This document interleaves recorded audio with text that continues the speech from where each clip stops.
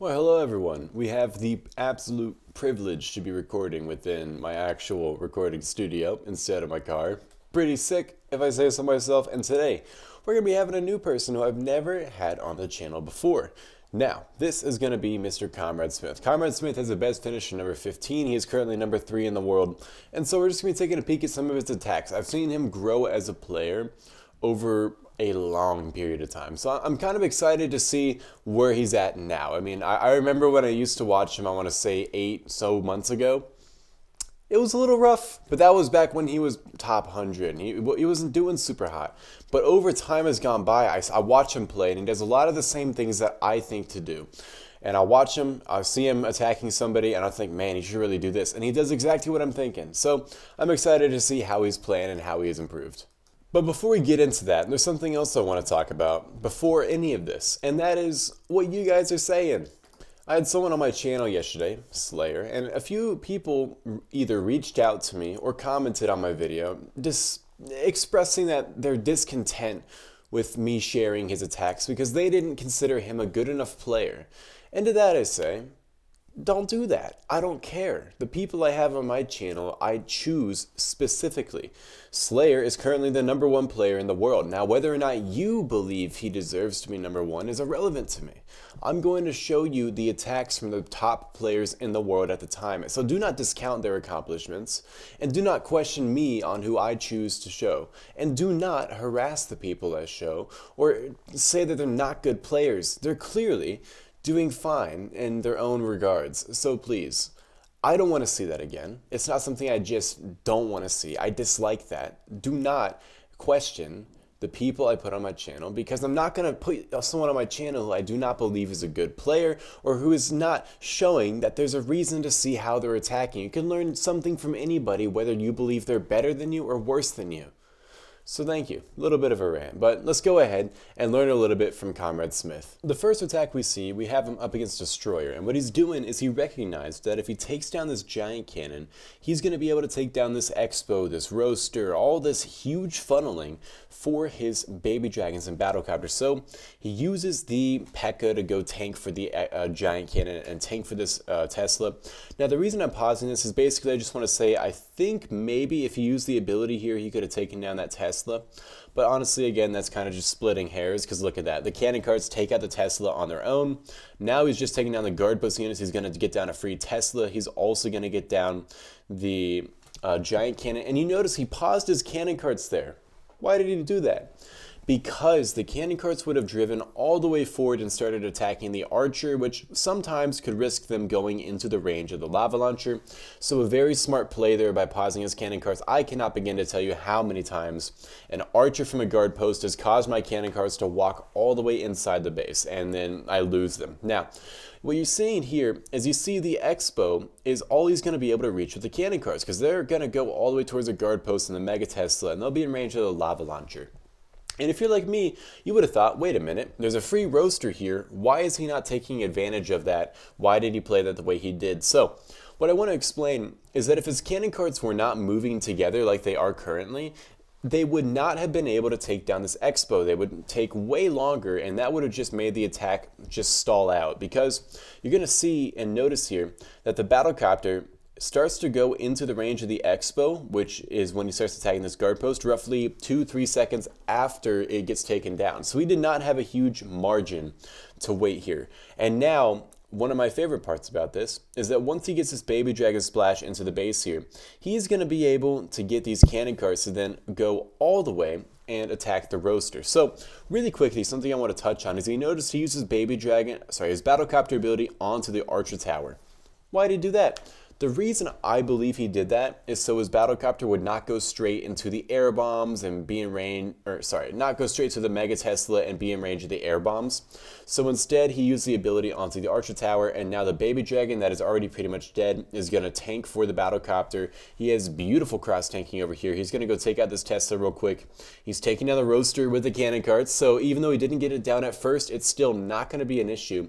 And that is a really heads-up attack here. He's going to easily get down stage 1, and with 2 baby dragons, a baby dragon ability, 2 cannon carts, and the battlecopter, stage 2, gonna be very easy. He's just gonna send all the cannon carts in. He does not need to do hardly anything here except make sure he does not put his cannon carts in range of the multi-mortar or a cannon, which of course is still not necessarily the easiest thing in the world, but for a top player, this is a must-have skill, and obviously we see him have no trouble with that, keeping all his cannon carts out of range and getting a beautiful 6-star to start off this video.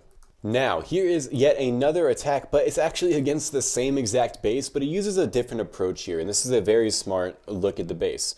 So we're going to see him basically speed up the attack a little bit. He's going to go take down this roaster and this archer tower and this builder hall, and all he's going to have to invest in that is some archers and a cannon cart. So that's going to get him great value. He also starts his cannon cart over here, and the reason this is a great place to start them is not only is it going to get some nice funneling, but he's also going to be able to take down the barbarian and the archer. So he has a very nice start here, already getting down the guard post units, already taking down some nice big buildings, and now we see him take down this archer tower. So we see him take down this archer tower, and then he's going to take down this roaster, and then now we have some amazing tanking coming here. We do see a Tesla pop up all the way over here. No fun, but it's okay. He's still going to be all right. And then now we have the battlecopter going in, and look at this. I slow down this part of the attack because I think it is very important to watch and learn and focus on this part of the attack. So we are going to see that the battlecopter and the baby dragon are about to work together, and you're going to see some stuff happen pretty quickly. Now, here's one more suboptimal thing he did. I would have put the baby dragon onto this this guard post. That way you had two baby dragons, one that was splashing all the way over there, then one that would come from the guard post and splash everything. But he only put down the one baby dragon, and then he puts the other one onto the air bomb. So I believe that if you put the baby dragon onto the guard post, it could have helped. It just came a little bit late, but at the same time, it does not really matter. We're going to see that first baby dragon ability. Here comes the second one. And with that, he cleans up the base pretty nicely and has two cannon carts, two baby dragons, the battlecopter still alive. But I just want to show you the difference that optimizing your baby dragon placement can make, because as I mentioned, this attack strategy is all about speed. You need to get everything down as quickly as possible. So that is why you want to have as many baby dragon abilities going off in rapid succession as you can, because you're going to watch 1, 2, 3, and then now look at this. Everything's gone. And because everything's gone, that means that we're just going to totally clear the base. We still have all 3 baby dragons left alive. We have 2 cannon carts, and that just allowed us to have 1 more baby dragon because we made sure we're taking down all these center defenses as quickly as possible. We're not giving them any time to attack our baby dragons or kill our baby dragons. I mean, you could have probably played this cleaner than I did, but I'm just trying to show you why it's important to try and prioritize the speed in which you take down the defenses rather than slow and steady and make sure they get down. You know, I hope this made sense. Now, we're going to have a little bit of a different attack here. This is going to be a dropship minion attack, which I don't usually show on my channel. So, Comrade Smith has learned how to play dropship minions a lot from the best dropship minion player in the game, Lucky Cajun. He has shown him quite a bit of how to play it. So I just want you guys to watch this. So this is technically risky to do, but you have to remember these players are attacking each other over and over again. This is a bit of a mind game. You got to think, where is he going to put his Teslas? Is he going to put his Teslas here to trap me, or is he going to put them over here to trap me? So what he's doing is he is doing objectively a risky approach here. He puts the battlecopter right here where there could be 2 Teslas there, but I'm assuming he's in the middle of a little bit of a trap game against the guy, so he's just trying to outplay him here.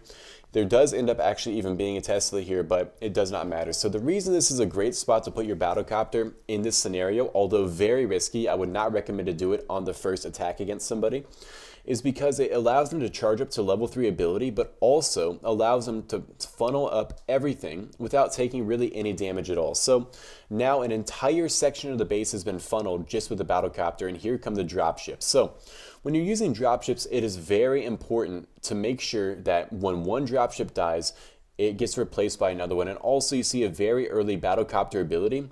This is also very important to do with dropships and minions, because you know the battlecopter, you don't need to get a very well-timed and coordinated ability like you do with baby dragons. Now look at this. We do see the roaster does unfortunately take out a minion. He actually tried to use the battlecopter ability to distract the roaster, but it went towards the barbarian. But even still, he has 1, 2, 3, 4, 5, 6 minions still alive here. And with one dropship, 6 minions in the battlecopter, I'm telling you right now, this thing is absolutely crushed. And the stage 2 is very, very methodical as well when it comes to dropships and minions. Now, obviously, I've talked very poorly on dropships and minions in the past because I hate defending them. Honestly, it's a situation where it's more mad because bad. But dropships and minions do take practice, they do take skill. And I'm certain if I put the time into learning them, I would get good at them, but it's just not my playstyle. But I cannot deny that it is not necessarily just, oh, if you use dropship minions, you'll 6-star every base. Now, you'll probably 5-star every base, but the same can be said for using 6 baby dragons. Like, there are obviously going to be more spam-heavy strategies within the game, but that does not necessarily mean that they lack any strategy. So we're going to see this baby dragon go all the way in here. The placement of this baby dragon is perfect because watch this. Boom, straight to take down that firecracker. He has this baby dragon tanking the firecracker over here. He has all these minions around the base, and dude, he just swarms the base. Minions on one side, baby dragons on the other. The battlecopter's still alive. He does not even lose the dropship. A very clean approach here to finish off this attack. Bang. So let's go see yet another attack from him, and it looks like he's going to switch to archers. If I had to assume, yep. Testing with the archer. He found a push trap immediately. That is why you always test with an archer, even if you think, oh man, what are the odds this guy puts that there? They're probably going to put it there. And look at this as well. I'm assuming he's going to go take out this Mega Tesla, and this is a nice archer position for it because I'm pretty sure that archer is going to go and somewhat test for everything.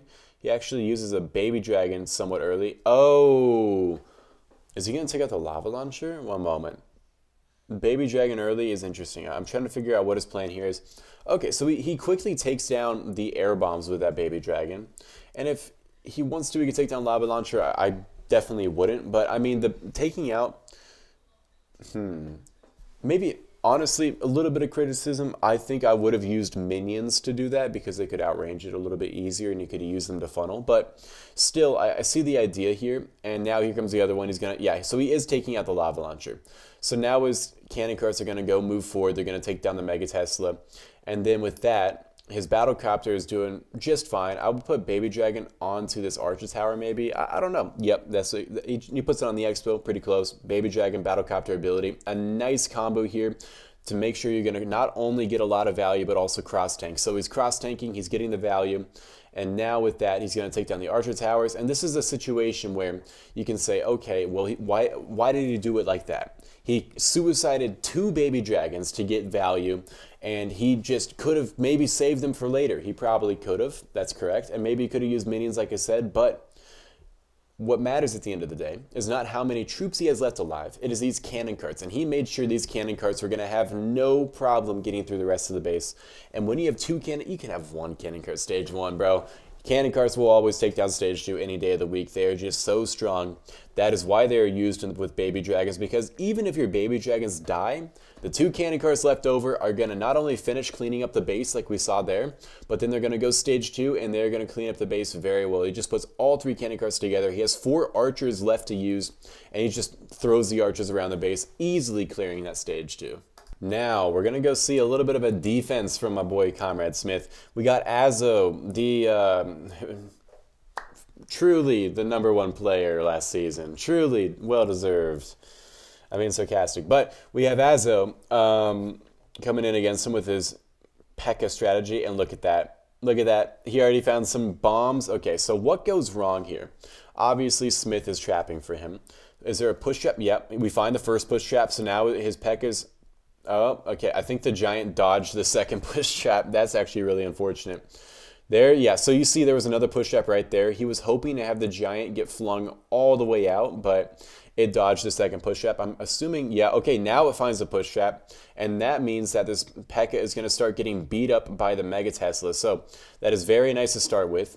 He has a roaster on the back end, the giant cannon on the back end, dude. This back end is not good. I do not know why Azo ever thought this was a good approach here, because he's just going to get absolutely wrecked. And do you know what else is on the back end? The builder hall, baby.